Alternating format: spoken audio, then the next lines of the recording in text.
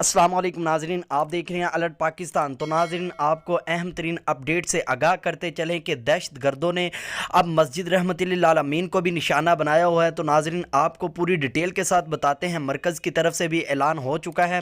تو ویڈیو شروع کرنے سے پہلے آپ سے درخواست ہے کہ چینل کو سبسکرائب کر لیں اور بیل کو لازمی دبائیں تاکہ ہماری نیو ویڈیو آپ کو جلدی مل جائیں، اور ویڈیو کو لائک ضرور کریں۔ تو ناظرین، لاہور میں 4 مقامات پہ دہشت گردی کا خطرہ ہے۔ تو نمبر 1 پہ مسجد رحمت للعالمین، جہاں پہ بابا جی کا مزار پر انوار ہے، اور دوسری جگہ دربار بی بی پاک دامنہ، اور تیسری جگہ جامعہ نعیمیہ اور جامعہ منظور اسلامیہ، یہ دہشت گردوں کے ٹارگٹ پر ہے۔ تو بہت افسوس ہے، حافظ سعد حسین رضوی صاحب نے جب زندگی تماشا مووی پر بات کی تو آپ جانتے ہیں کہ دہشت گرد کون ہے۔ جب قائد محترم نے اس بارے میں بات کی تو حکومت کو بھی لالے پڑ گئے اور دوسرے بھی بے ایمانوں کو لالے پڑے، تو جس وجہ سے اب مسجد رحمت للعالمین کو بھی ٹارگٹ بنایا گیا ہے۔